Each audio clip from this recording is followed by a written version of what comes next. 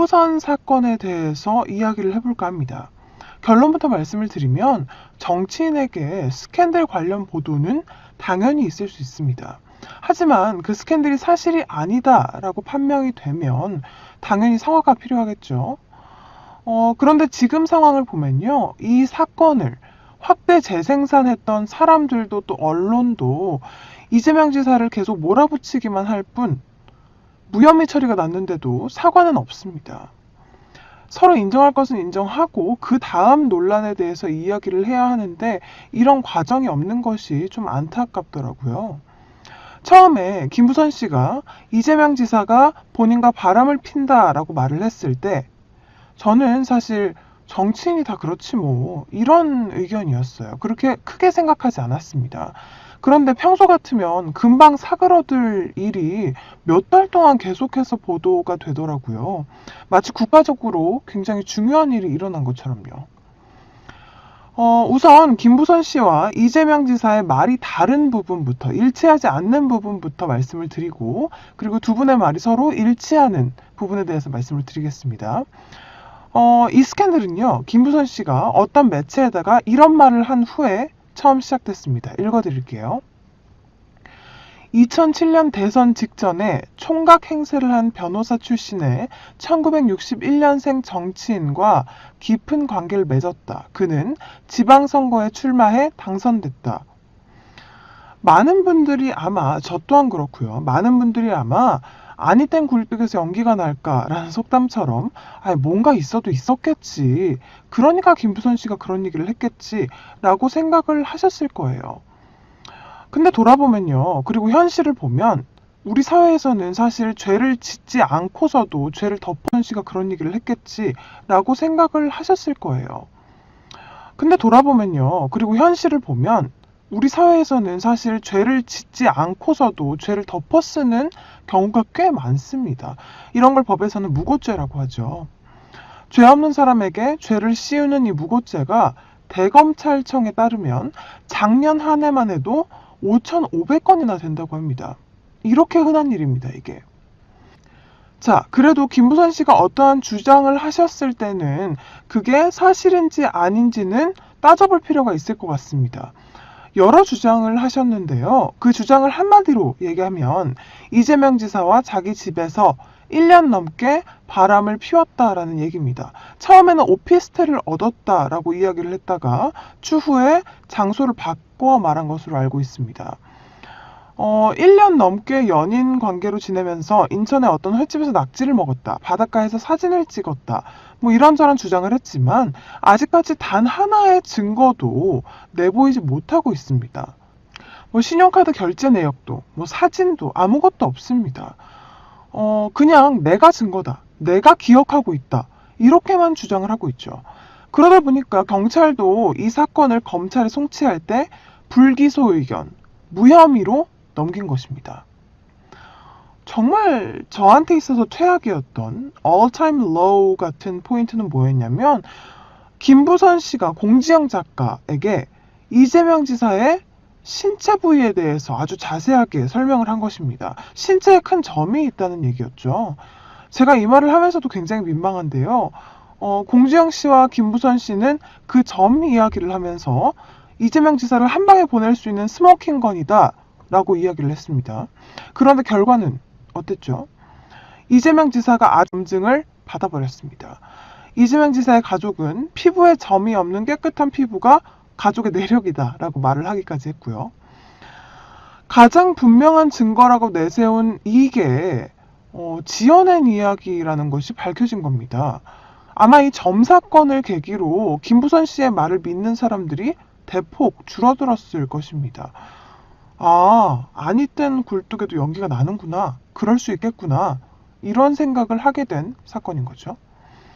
그런데 놀라운 건요. 김부선 씨의 이런 행동이 이번이 처음은 아니라는 겁니다. 몇 년 전에는 어떤 사람을 명예훼손해서 전과가 하나 더 생겼고 또 한 번은 아파트 관리소장을 폭행해서 전과가 하나 더 생겼습니다. 또 며칠 전에는요. 어떤 학생을 절도범으로 몰아서 명예훼손죄 전과가 또 하나가 추가됐습니다.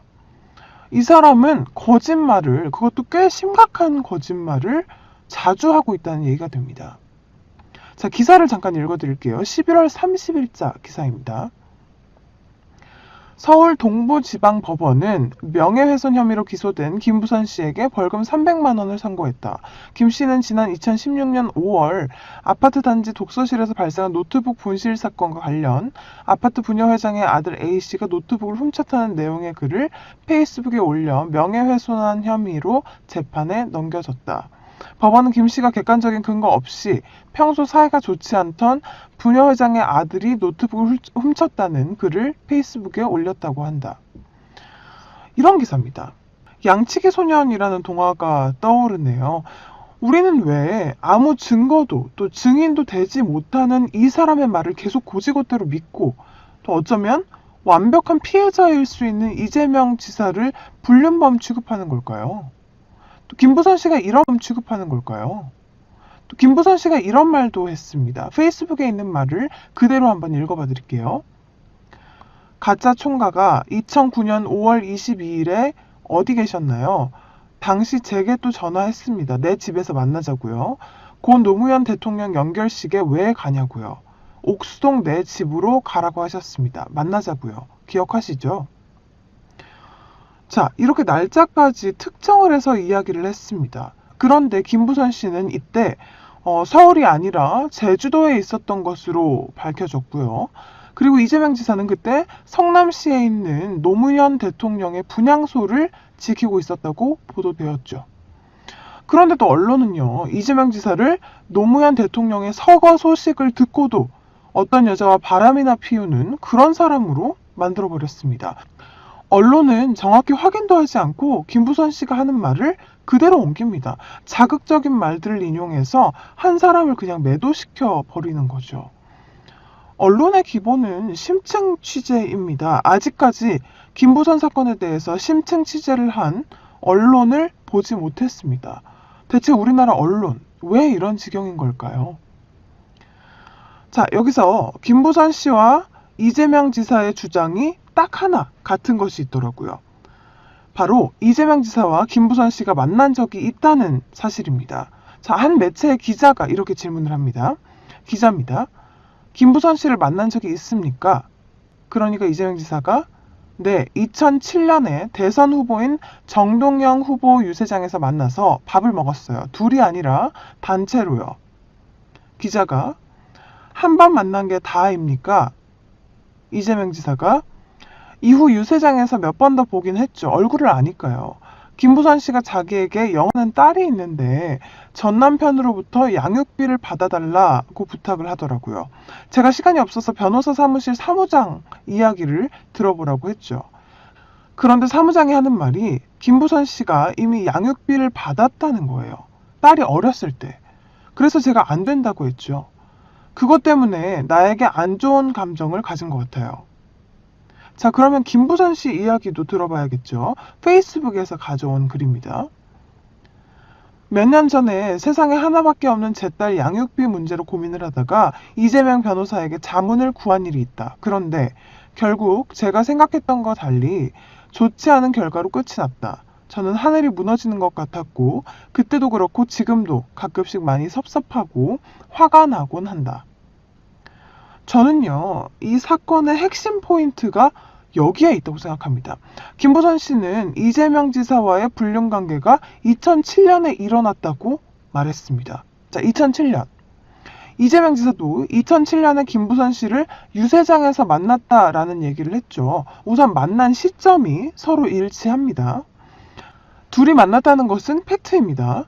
자, 그리고 또 하나의 팩트는 2007년에 김부선 씨가 딸의 양육비 문제로 법적 자문을 구한 사실이죠. 김부선 씨는 도움을 요청했고 당시에 이재명 변호사는 법조인의 입장에서 이것은 질싸움이다. 질싸움을 해서 뭐 하겠느냐. 이렇게 냉정하게 김부선의 의뢰를 거절했다는 것입니다. 이 장면은요, 여러분 생각해보면 호감을 가지는 장면이 아니라 갈등이 일어나는 장면이죠. 그러면 2007년에 이 두 사람의 관계는 어떤 관계겠어요? 김부선 씨는 자기 말대로 하늘이 무너지는 것 같았고 그때도 그렇고 지금까지도 많이 섭섭하고 화가 난다라고 했습니다. 안 좋은 감정입니다. 안 좋은 감정이 지금까지도 많이 남아있다는 얘기죠. 그런데 언론에다가는 그때 2007년에 이 지사와 함께 바람을 폈다라고 이야기했습니다. 그렇게 1년 넘게 관계를 지속했다라고 이야기를 하는 겁니다. 뭐가 좀 안 맞죠. 확인 가능한 둘의 발언이 일치하는 유일한 팩트가 바로 이 부분입니다. 하지만 서로 친밀한 관계가 아니라 오히려 갈등을 빚는 적대적인 관계라고 봐야겠죠. 그런 사람 둘이 서로 사랑을 나눴다는 그런 주장, 이게 합리적인 접근일까요? 처음에는 아까 말씀드렸던 대로 저도 많은 분들도 뭐가 조금이라도 있으니까 저러겠지 생각했습니다.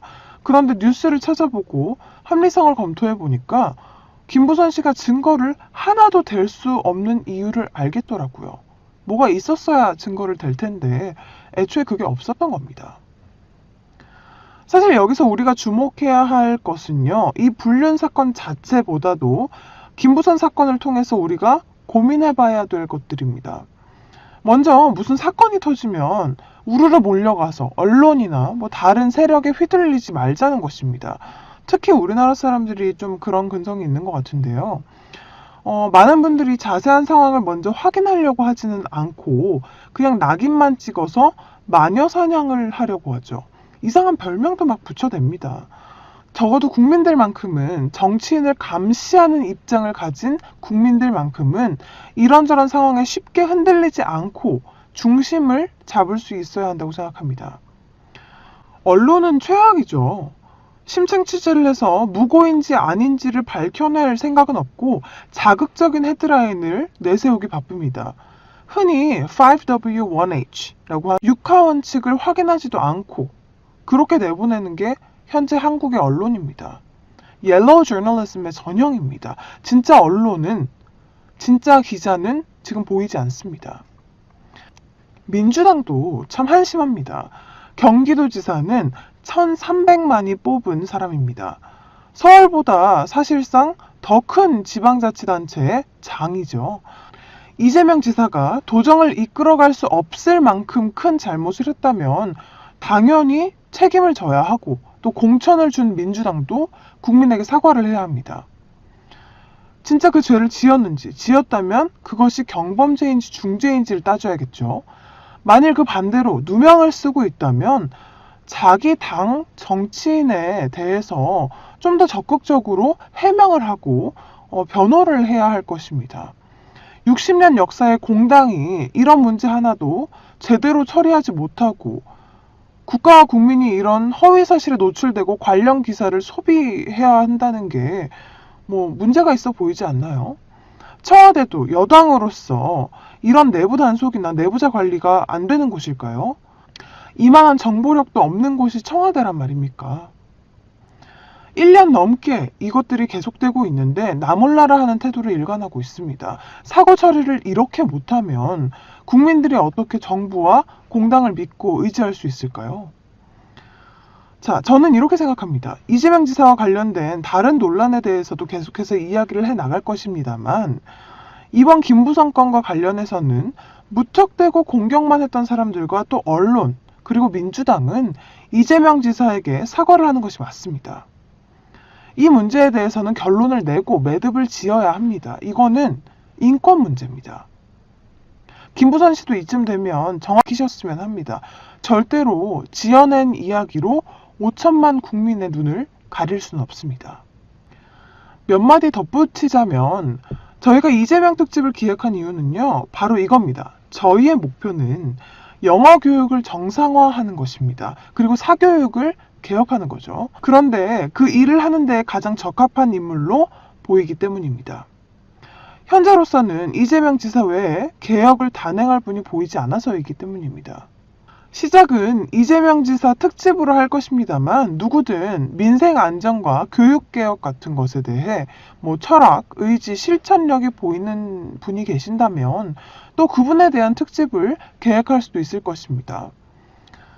이재명 지사 특집은 오늘 방송을 시작으로 총 10개 이상으로 편성될 것 같습니다.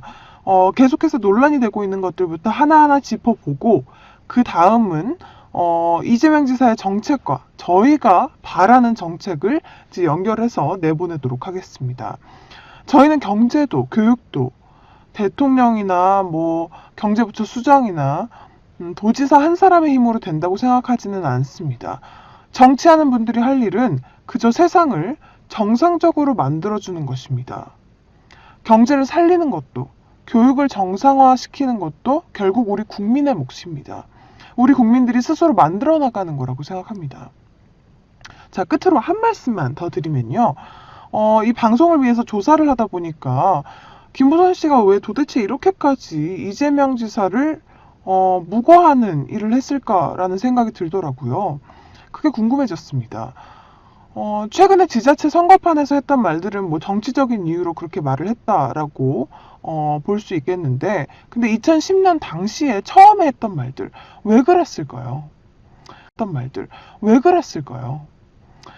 아마 마음이 많이 힘들었던 때였던 것 같습니다. 경제적으로도 힘들고, 주변에서 나의 가치를 잘 인정해주지 않고, 누군가에게 의지하고 싶고, 위로받고 싶은데 그것도 잘 안 되고, 그런 부분에서 마음의 여유가 없으셨던 게 아닌가라는 생각이 듭니다. 어쩌면 이건 김부선 씨만의 이야기가 아니라 흔히 헬조선이라고 하는 현재의 어려운 세상을 살고 있는 분들의 이야기인 것 같기도 합니다. 늘 화가 있고 그 화를 풀 것은 없고 미래는 불안하고, 그런 측면에서 본다면 김부선 씨도 마땅히 위로받고 변호받아야 된다고 생각합니다. 다만 김부선 씨도 이제는 사실관계를 명확히 해서 그